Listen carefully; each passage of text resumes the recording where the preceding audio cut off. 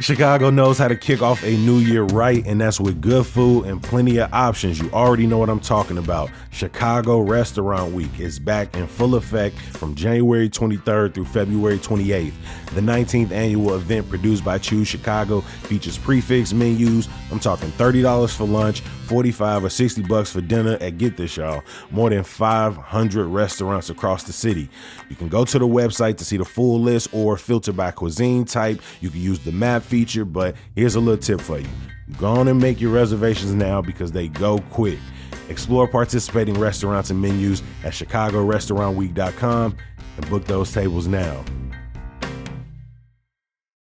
If you're looking for a magical night out in Chicago, then you got to head over to Teatro ZinZanni. It's more than just dinner and a show. It's comedy, music, acrobatics, it's Cirque, all under an intimate tent atop the Cambria Hotel in the Loop. Trust me, I pulled up on them. They have some powerhouse singers. The acrobatics is out of this world. And if you sit close enough, you might find yourself a part of the show that evening. And you can use code CityCast for $20 off tickets through February 28th at zinzanni.com/Chicago.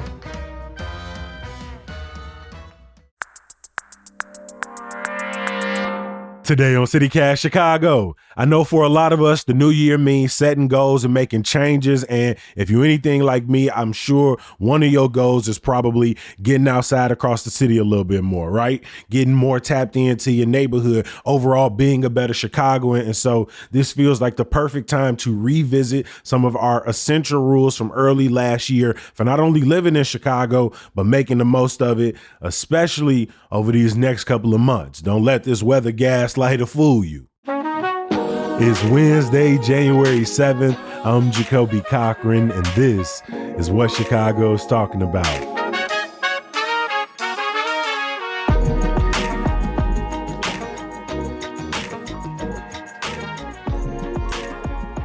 So last year, the team discussed our essential rules for living in Chicago, but now we got some new team members, so we figured we should probably get their rules too for what Chicagoans need to know to understand and make the most of life in the city. I'm joined today by Hey Chicago newsletter editor Emmy Mack. Emmy, welcome back. Hey Jacoby. Hey Chicago.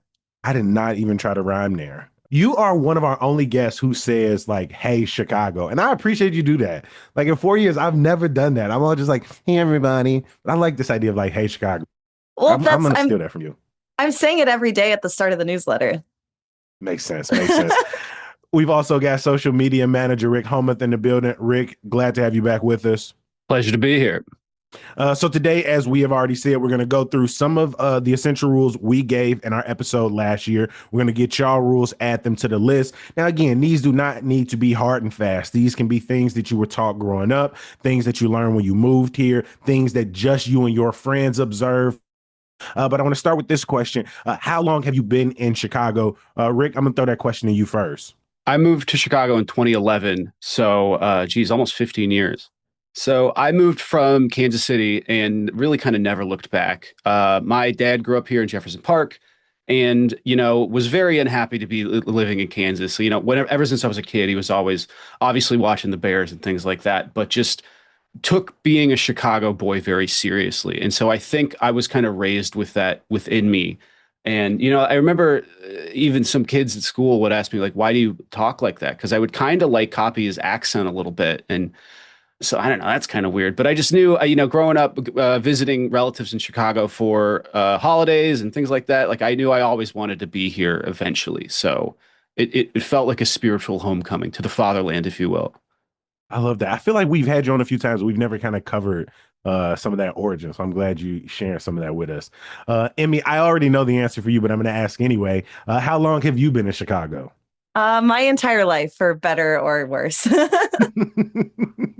Have you ever considered moving away from Chicago, living somewhere else full time?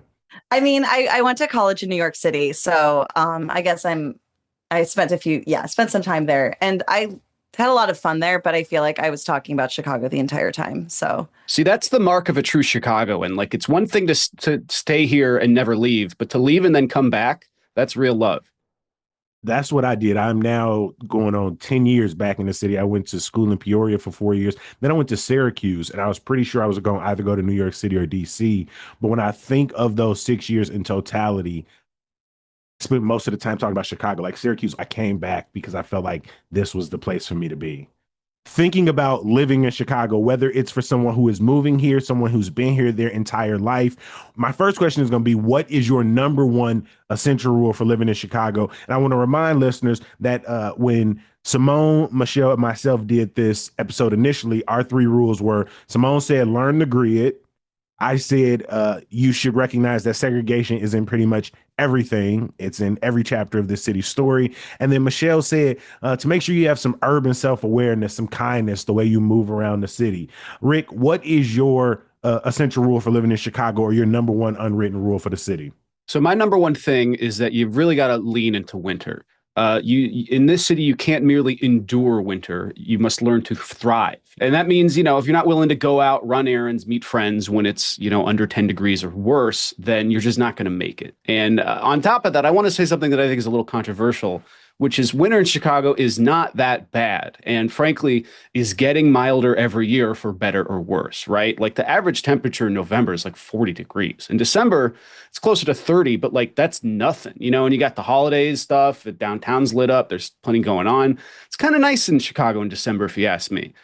Of course, it gets a little harder in January and February. I admit it can get pretty rough then, but to me, the worst part is always in March and April when you assume it's going to get warm and then it just stays cold and wet, but without, the insulating warmth and aesthetic compensation, if you will, of snow on the ground. So I think, you got to be able to handle winter.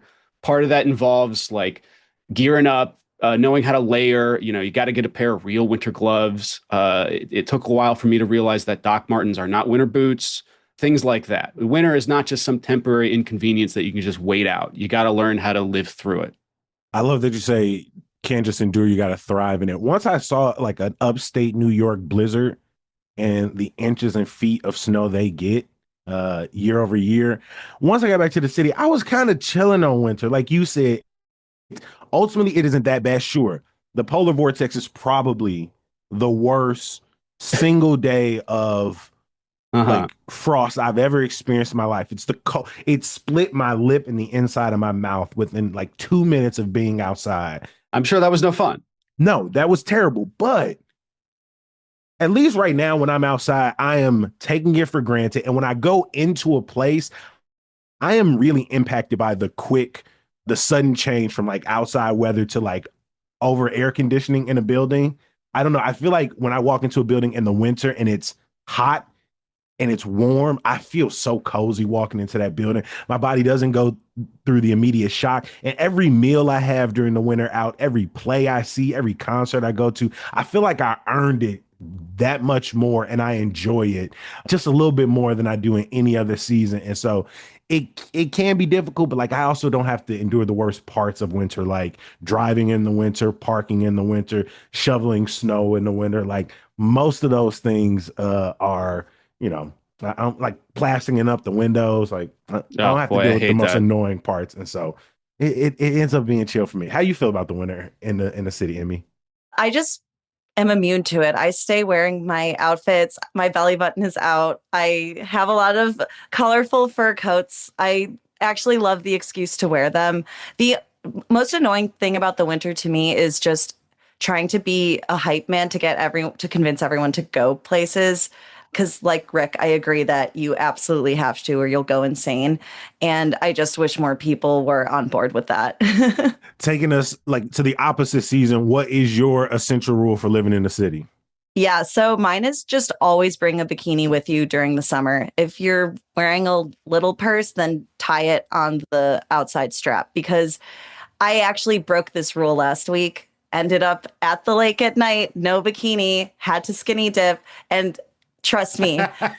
I've told people every time one of my friends had to skinny dip. I like how you just said that so casually. Well, what are you going to do? Not get in? I get it. But yeah. And I had been talking a whole game to my friends who were visiting, and I was like, trust me, you're going to want to bring your bathing suit every day that we go out. And then I forgot it. So I had to pay the price. And I just want to warn everybody that you don't want to end up naked at North Avenue, but you might. No, it's a good tip. As a rule, I have never observed, but I feel like if I did, I would have gotten into the lake at least once or twice. I walk it every week and have not gotten into it at any point during the summer. I would like to think it's just because I don't want to, but maybe it's because I never have a bathing suit. Exactly. I know I added segregation is in absolutely everything, but I've been seeing this conversation that I've tried my best to ignore. Y'all have probably seen where people talking about what are the four major cities in America. Hmm. And I'm like, any conversation that doesn't have Chicago, skip. Actually, Right. uninterested, blocked. I'll never want to see your content again. But like building on this, like undisputable fact that Chicago is a major city. Chicago is very much a worldly city. We talk about it a lot, but I do think it's something that we end up taking for granted at the end of the day, and we end up allowing our city to really be simplified. And so I want to remind people it is a worldly city, so go experience the world, and not just through food. We had an episode recently where we talked about like touring the world through Chicago's food, but I also mean in museums, in parades, just like going into neighborhood corner stores, like small vintage and thrift stores. You can learn so much more about Chicago. And I know again, we could simplify it to like go to the south side, go to the west side, but like Rick, you just did a video recently talking about just like the history of Humboldt Park, where it gets its name from, the different cultures that have moved through there, the different ways that they have stamped. At one point, this was what was our neighborhood, and how those stories have sort of layered on top of one another. I would always just really suggest to people to like dig through the layers of your neighborhood, but also like show up in a neighborhood or a restaurant that you've never visited or never been to, the various countries that are represented in this city. We want to move on to number two.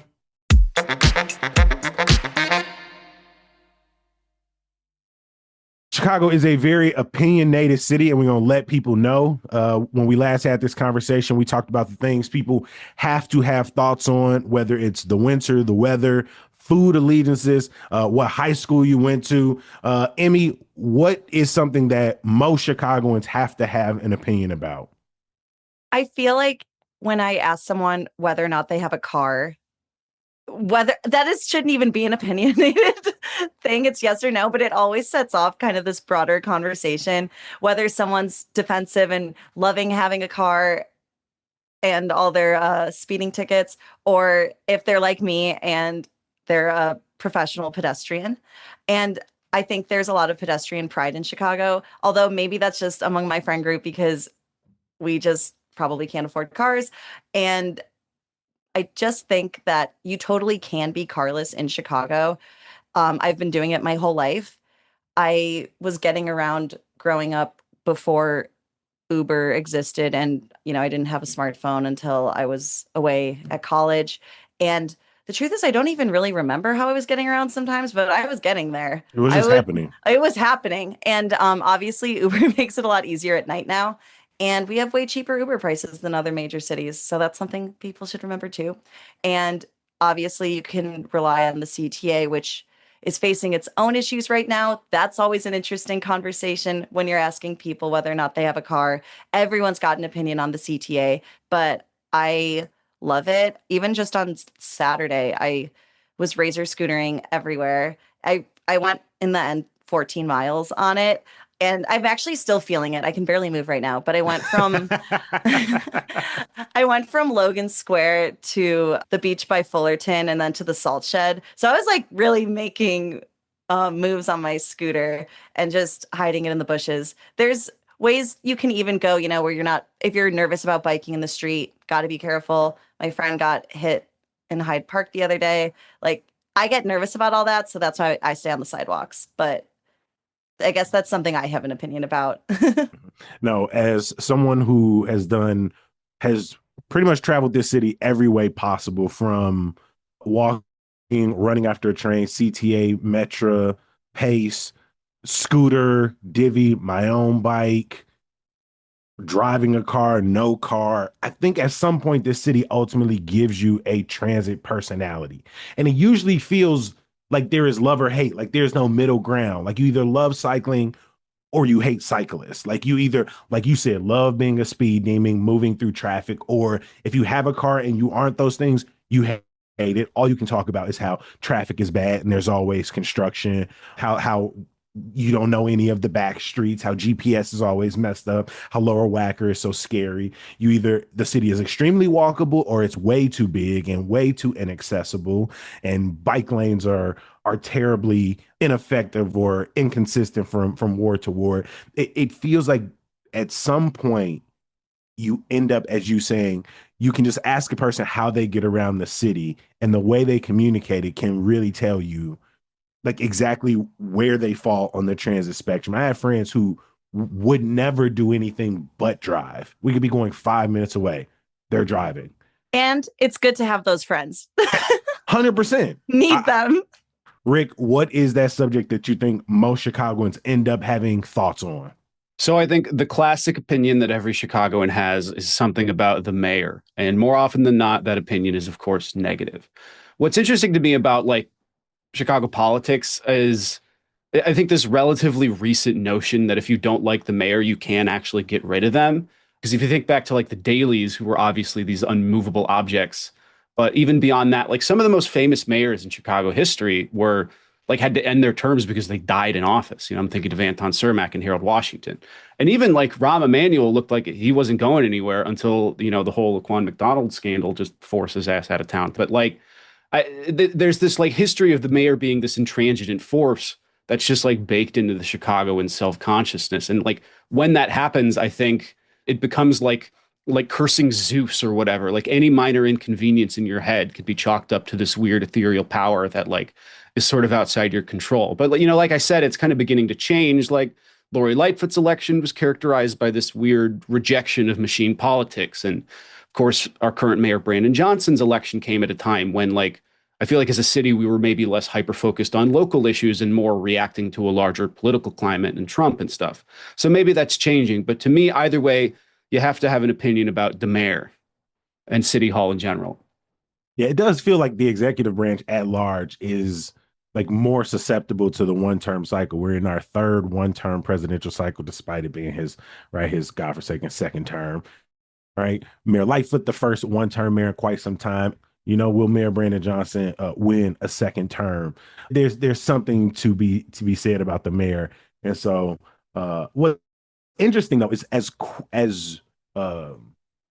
critical we can be, but the way people romanticize parts of their administrations in the aftermath, and largely to criticize Brandon Johnson. Like some people will say, oh, at least Lori Lightfoot leaned into being, you know, a little difficult to work with, or Rahm Emanuel kind of, you know, stood on business when it came to getting his agenda through. Like people will quickly romanticize a mayor. I think either way, like the strong opinions people have at least points to like a degree of political involvement you see in this city that like I'm not sure is reflected elsewhere. Like I'll never forget when I visited a friend in Denver and like I asked him who the mayor was and he didn't even know, you know, and it's like that just is so perplexing to me. Like you don't know who your mayor is? I don't know. It just maybe, you know, charitably speaks to the history of political involvement in this city, you know, for better or for worse, of like the machine such as it is and was. But yeah, you know, you gotta have something to say about the mayor. And I too think that like when the dust settles, people will look more charitably on Brandon Johnson. Yeah, I think to this day, my family still has like a picture of Harold Washington hanging in the house within inches of a picture of like Black Jesus. Like it's a staple in households. Like you feel some way, even if it isn't about this current mayor, you have some sense of how you feel about one of the mayors in Chicago history. Including the old people are like, I wish we went back to the Daily days. All right, so we talked about things Chicagoans have to have an opinion on, our number one essential or unwritten rule. And we're going to finish out about what's something Chicagoans hate by default, that we learn to hate, we love to hate, or even the origins of why we don't mess with it are lost on us. Rick, what is something that Chicagoans end up hating, something that when you moved here, you eventually adopted it as your own?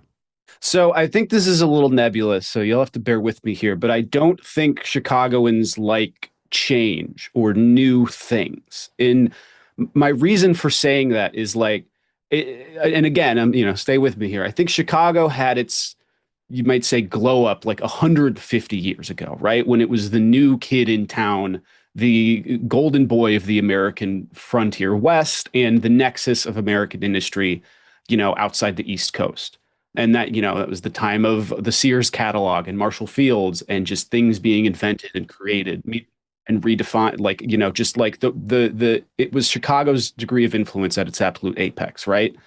In the time since, you've sort of seen other cities and regions become the belle of the ball, between LA overtaking us in population a long time ago to this annoyingly persistent boom in the Sun Belt we all have to hear about all the time. Like, I think we have this subconscious chip on our shoulder about that, because we used to be the ones kind of like setting a new standard and making headlines and things like that. But now we got to worry about the budget and the pensions, and the construction's always taking longer. And it's just all this stuff that kind of feels downstream of not being top dog anymore. And on top of that, you got these transplants and influencers and all this stuff. And the bars in Wrigleyville play country music now. Like, I don't know. I don't like it. And I personally am suspicious of anything new, because why would anything new be good? And I don't think I'm alone in that.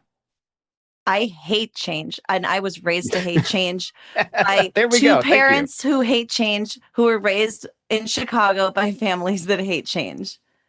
Thank you for bringing some native bona fides to my point. Nothing has changed in our home for my entire life.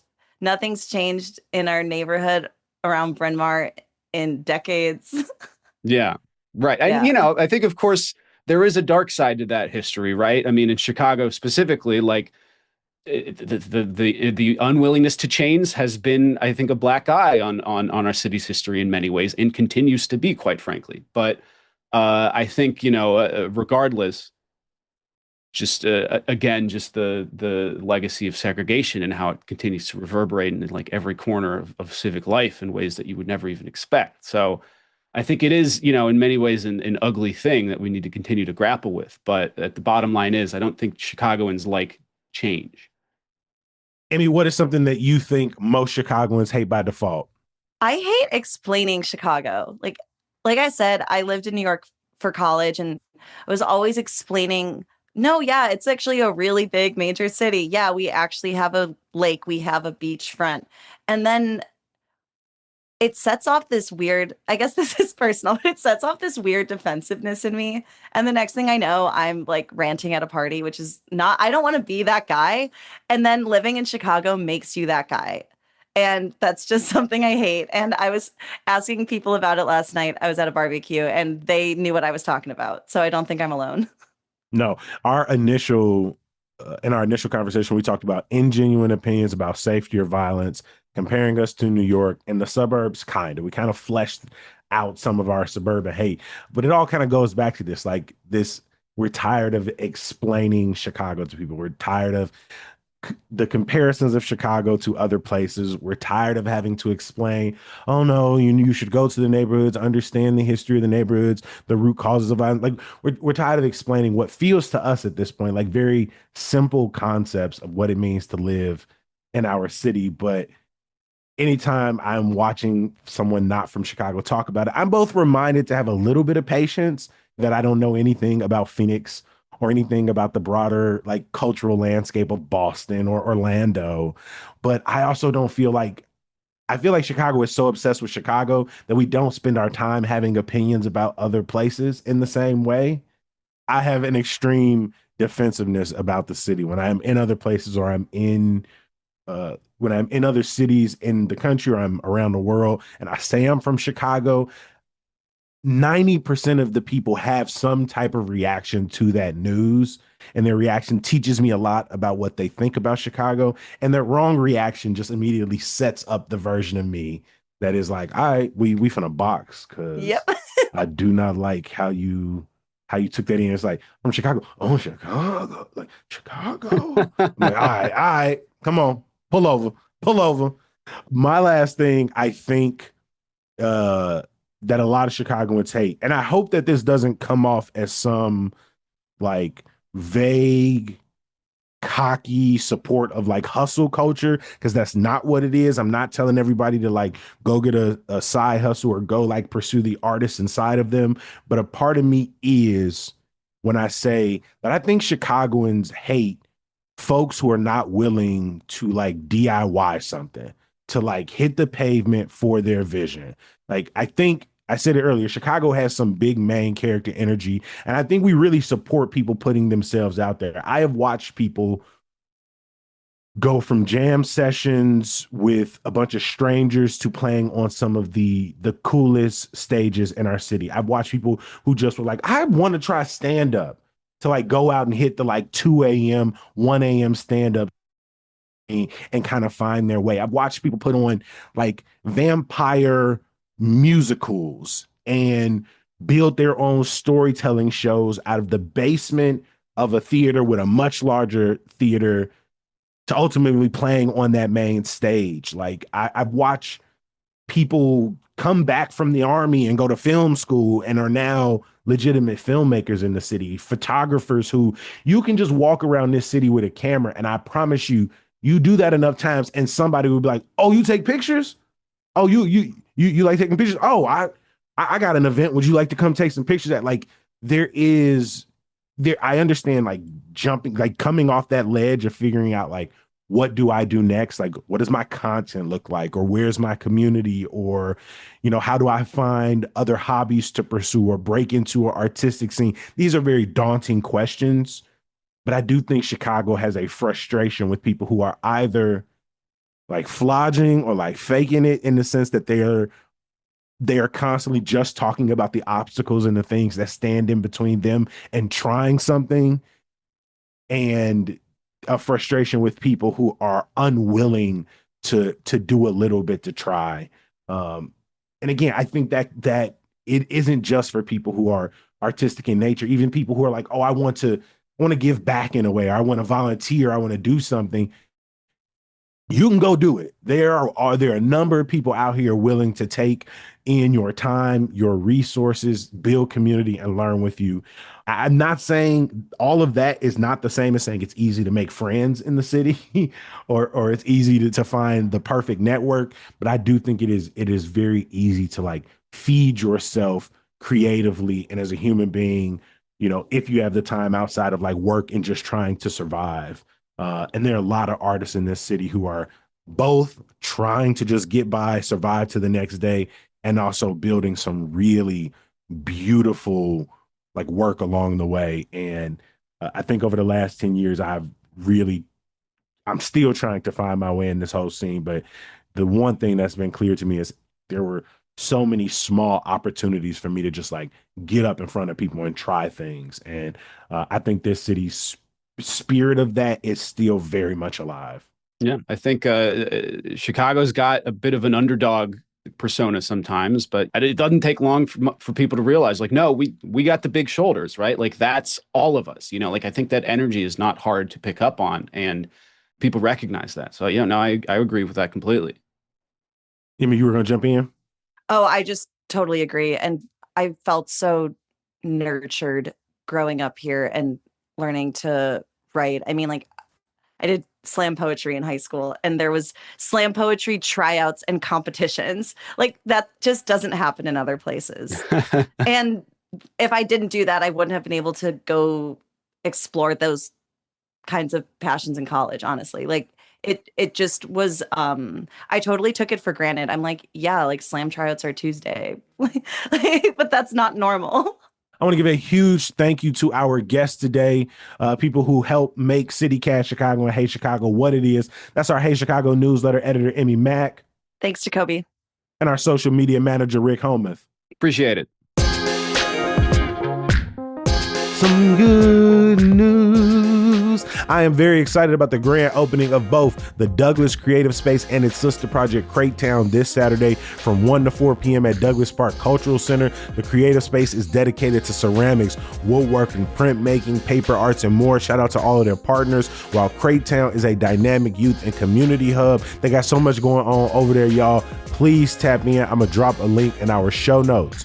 Want to give a huge shout out to everybody who has signed up to become a CityCast Chicago neighbor. Angelique B, Elizabeth Z, Austin M. I also want to give a shout out to Heather D, who said, I appreciate what and how you approach talking about Chicago. I appreciate your critical reflections on the various topics, and that, of course, requires a level of honesty. Your humor, lived experiences, and discussions are wonderful. I'm here for it all. I love this city, and I think it's better because of CityCast Chicago. Thanks to each of you. No, thanks to you, Heather. You did not have to take time out your day to write that, but I appreciate you. Remember, CityCast Chicago is sustained by people who sign up, who decide that this entire enterprise of ours is worth a little bit more of their support. And we're going to give you ad-free listening, access to neighbors only events. If you want to show a little extra love to your favorite podcast newsletter, we're going to be here at membership.citycast.fm. And of course, wherever you get your podcast. I'm going to talk to y'all bright and early tomorrow. Peace.